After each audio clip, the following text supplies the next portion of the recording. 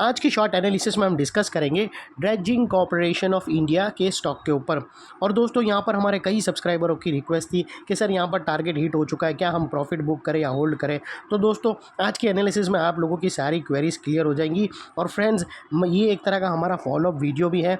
आज से महज ठीक एक हफ्ते पहले हमने हमारी चैनल पर ये स्टॉक के ऊपर एक डिटेल एनालिसिस वीडियो डाली थी। जब ये करेक्शन का दौर स्टार्ट हुआ था 5 दिन पहले, वही टाइम पे हमने इसके ऊपर एक डिटेल एनालिसिस डाली थी बाई साइड की तरफ। और इसके अंदर दोस्तों हमने राउंडिंग चार्ट पैटर्न प्रेडिक्ट करी थी, साथों साथ मल्टीपल पॉजिटिव फैक्टर्स की एनालिसिस करके अप साइड में इसका टारगेट फोरकास्ट किया था 14% का। और जैसे हमारे बहुत सारे स्टॉक के टारगेट हिट हुए, वैसे दोस्तों ये स्टॉक का भी टारगेट हिट हुआ है। लेकिन दोस्तों आज का जो वीडियो बनाने का मकसद वो ये है कि दोस्तों इसके अंदर फर्दर फॉलोअप पैटर्न आने के लिए एक एरिया है, इसके पीछे एक मिथ है जो आप लोगों को समझना पड़ेगी। अगर वो सेलिंग के यहाँ पर एक सेलिंग पॉइंट है, एक सेलिंग प्रेशर बैठा है, उसके ऊपर अगर क्लोजिंग मिलेंगी तो फिर यहाँ पर फर्दर फॉलोअप और अपसाइड में आएंगी। तो दोस्तों वो लिहाज से यहाँ पर फ्रेश पोजीशन लेने के लिए हमारा रिकमेंडेशन नहीं है, रिकमेंडेशन भी मतलब व्यू नहीं है।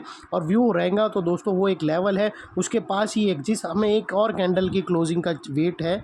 अगर उसके ऊपर क्लोजिंग मिल जाती है तो फिर यहाँ से और भी फर्दर अपसाइड में 14% के लिए रेडी है। हम ऑलरेडी 14% प्लस में है, और अगर वो लेवल टूटा तो फिर और जनरली दोस्तों क्या होता है कि हम डबल धमाका करते हैं तो फॉलोअप चार्ट पैटर्न तुरंत ही ब्रेकआउट होती है। यहाँ पर दोस्तों वो जो हमारा टारगेट है उसके पास ही रेजिस्टेंस है, तो जनरली हम यहाँ पर डबल नेकलाइन लेकर चलेंगे और उसके ऊपर क्लोजिंग मिलेंगी तो फिर ही आप फॉलोअप बाइंग कर सकते हो। जिसके पास ऑलरेडी है वो ट्रेलिंग स्टॉप लॉस के साथ अपने स्टॉक को होल्ड कर सकता है। या फिर उन लोग के लिए सेकेंड ऑप्शन ये है कि वो अगर ट्रेलिंग स्टॉप लॉस में अगर वो अपना लॉस नहीं करना चाहता है तो वो प्रॉफिट बुक कर ले, और फिर वो एरिया वापस ब्रेकआउट हो जाएगा तो उसके ऊपर फिर से वो एंट्री ले सकता है और फिर से वो फर्दर अपसाइड। क्योंकि इसमें दोस्तों एक और चीज़ कंफर्म हो जाएंगी कि वो लेवल वहाँ पर एक सेलिंग, बहुत बड़ी सेलिंग बैठी है वहाँ पर दोस्तों। एक ऐसी चीज़ बैठी है जो मैं आप लोगों को चार्ट पर ही एक्सप्लेन कर सकता हूँ।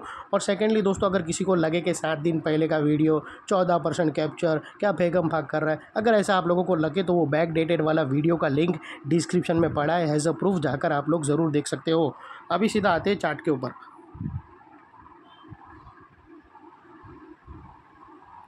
फ्रेंड्स अगर आप देखो ना तो ये थी राउंडिंग चार्ट पैटर्न जो हमने यहाँ पर प्रेडिक्ट करी थी।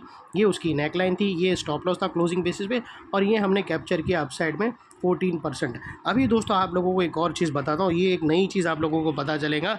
दोस्तों जनरली अगर आप कोई भी स्टॉक मार्केट में जो ऐसा बंदा रहेगा जो बहुत स्टडी करता होगा, यहाँ वहाँ कोर्स भी लिए होंगे उसने और किसी के पास, और उसको अगर आप पूछो कि ये कौन सी कैंडल है बेटा, तो वो बोलेगा कि सर ये डोजी कैंडल है। ये अगर आप देखो तो ये बोलेगा डोजी कैंडल है। और ये अगर ज़्यादा नॉलेज वाला रहेगा तो वो बोलेगा एक ड्रैगन फ्लाई डोजी है।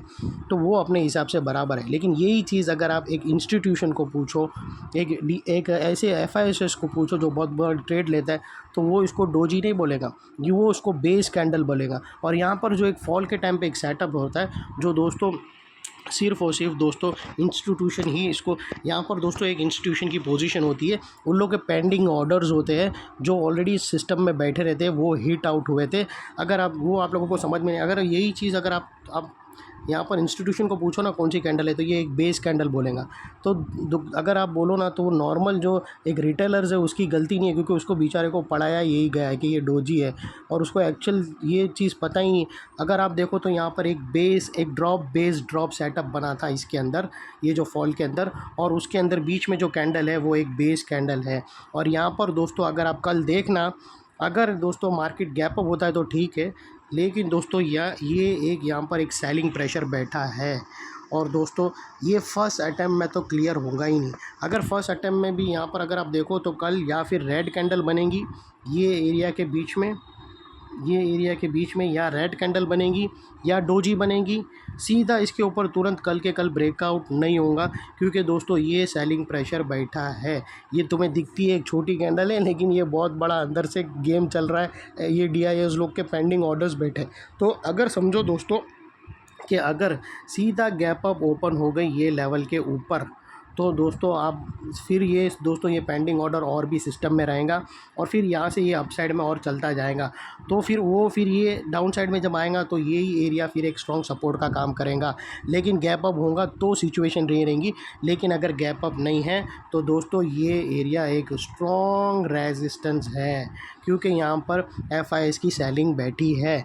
अभी आप लोगों को बहुत अजीब लगता है, लेकिन अगर किसी को अगर जानना हो ना तो आप कोई ऐसे आप अगर जाकर है ना आपको कोई सीधा तो FIS से कांटेक्ट नहीं रहेगा, लेकिन आप है ना अपने जो भी तुम्हारा ब्रोकरेज रहेगा उसका तुम्हारा कोई मैनेजर रहेगा, उसको पूछना कि तुम्हारे जैसे शेर खान होता है, शेर खान बहुत अच्छा है, शेर खान है, एंजल ब्रोकिंग है, उन लोग है, तो उन लोग के पास एक ऐसे लोग होते हैं जो टॉप पे उन लोग के रिसर्च एनालिसिस होते हैं, उसका कांटेक्ट लगाकर उसको पूछना कि ये बेस कैंडल क्या होता है। अगर आप पूछना, अगर नहीं समझ तो वो आप लोगों को बताएगा कि ये चीज़ क्या होती है। या फिर जिसके पास अगर आप अच्छी नॉलेज हो, जो मतलब ज़बरदस्त हर तरह की इलियट वेव की एनालिसिस रखता हो, चार्ट पैटर्न की रखता हो, साइकोलॉजी स्टॉक मार्केट में कैसी वर्क होती है, और हर स्टॉक के अंदर एक साइकिल आती है बियर फेज़ और बुल फेज़, तो वो कैसे टर्न अप होती है, तो वो लोगों के स्टडीज़ के अंदर ये चीज़ आती है। और ये दोस्तों अगर आप चाहिए तो गूगल में भी सर्च करना, अगर कोई ऐसा तुरम खान तो उसने डाला होगा तो आप लोगों को वो भी मिल जाएगा। लेकिन दोस्तों ये एक आप गूगल पे सर्च करना, आप लोगों को पता चलेगा। यहाँ पर ड्रॉप बेस एक ड्रॉप, यानी इन शॉर्ट दोस्तों यहाँ पर सेलिंग बैठी है FIS की, और इसके ऊपर क्लोजिंग मिलेंगी तो फिर स्टॉक के लिए आप बाय करना। और फिर दोस्तों अपसाइड में जो टारगेट निकल कर आते हैं वो सीधा 1300 के आएंगे दोस्तों। और फिर ये दोस्तों अगर आप देखो तो ये एक बड़ा ही एक फॉलो अप, जैसे ये दोनों ब्रेकआउट हो गए दोस्तों, तो फिर ये एक बड़ा राउंडिंग चार्ट पैटर्न और बड़ा ब्रेकआउट होता हुआ मिलेगा। लेकिन दोस्तों याद रखना, अगर यहाँ पर सेलिंग प्रेशर फेस हुआ और वापस नीचे आया और फिर ये कप एंड हैंडल पैटर्न बनाकर भी जा सकता है, तो एक ऑप्शन ये भी है। लेकिन दोस्तों कल तुरंत ही सिंगल अटैम्प्ट में ये क्रॉस होना नेक्स्ट टू इम्पॉसिबल है, अनलेस गैप हो तो यहाँ पर सेलिंग प्रेशर होगा ही होगा। सेम अगर आप देखो ना दोस्तों तो यहाँ पर भी एक बेस कैंडल थी अगर आप देखो, और वो बेस कैंडल के वजह से ही दोस्तों यहाँ पर एक और रेड कैंडल का एक साइडवे कंसोलिडेशन हुआ था।